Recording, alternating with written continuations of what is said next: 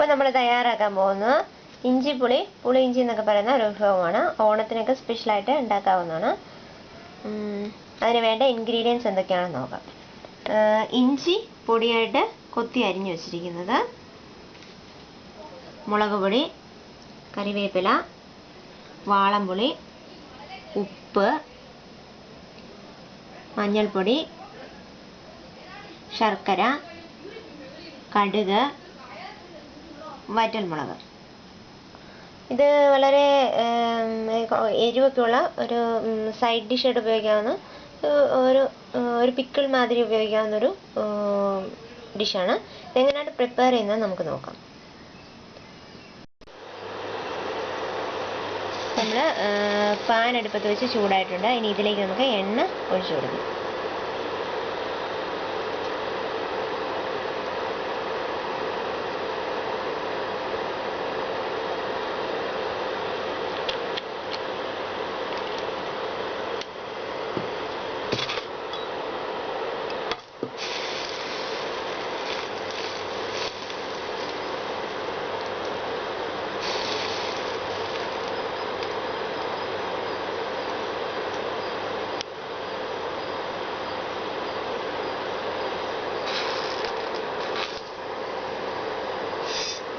എണ്ണ നന്നായിട്ട് ചൂടാകുന്നതിന് കടുക് ഇട്ട് കൊടുക്കും.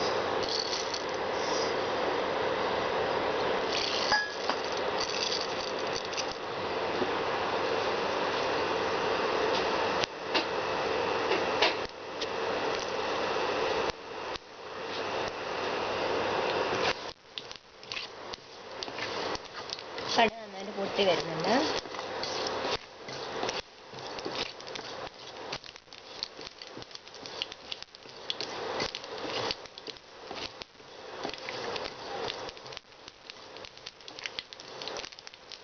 ഇതിലേക്ക് വറ്റൽമുളക് വേണം.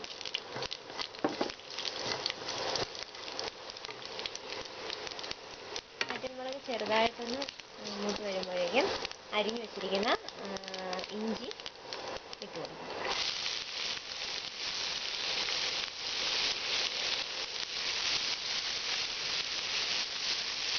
ഇനി ഇത് നന്നായിട്ട് മൊരിഞ്ഞ് വരുന്നവരെ നമുക്ക് വരക്കാം.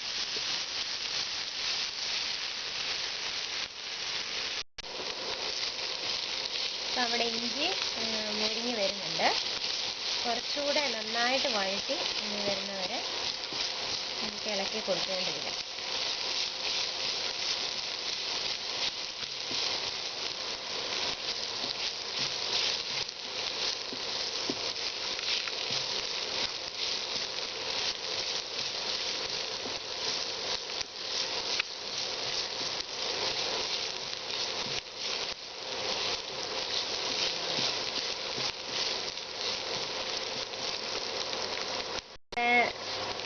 നമ്മുടെ ഇഞ്ചി നന്നായിട്ട് ഫ്രൈ വന്നിട്ടുണ്ട്. ഇനി ഇതിലേക്ക് നമുക്ക് കറിവേപ്പില ആഡ് ചെയ്യാം.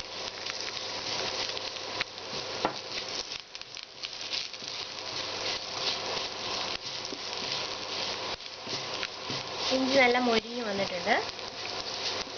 ഒരു ബ്രൗൺ കളർ ആകുന്ന വരെ നമ്മളതിനെ വഴറ്റിയെടുക്കണം.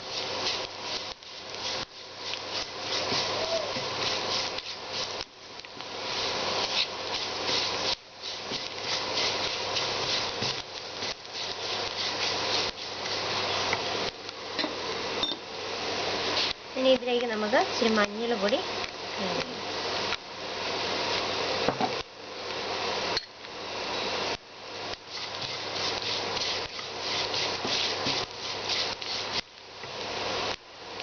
ഇത്തിരി മുളക് പൊടിയും കൂടെ, ഇത്തിരി മുളക് പൊടി മതി.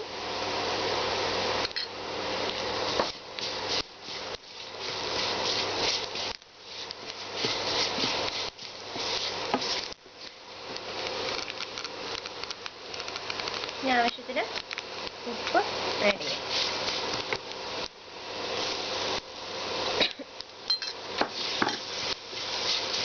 ഇതിലേക്ക് നമ്മൾ പുളി വെള്ളം ഒഴിക്കും.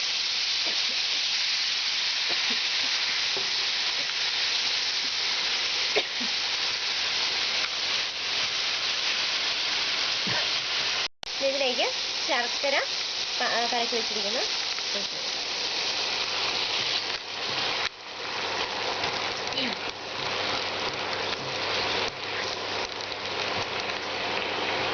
നന്നായിട്ട് കുറുകി വരുന്നവരെ ഇത് തിളപ്പിക്കാം.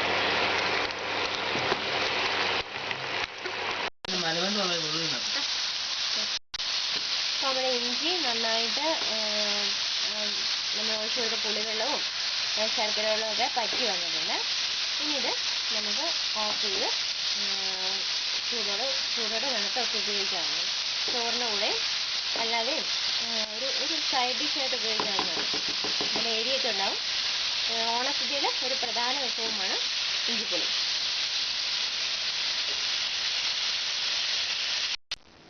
ഇതാണ് നമ്മൾ തയ്യാറാക്കി വെച്ച ഇഞ്ചിപ്പുളി.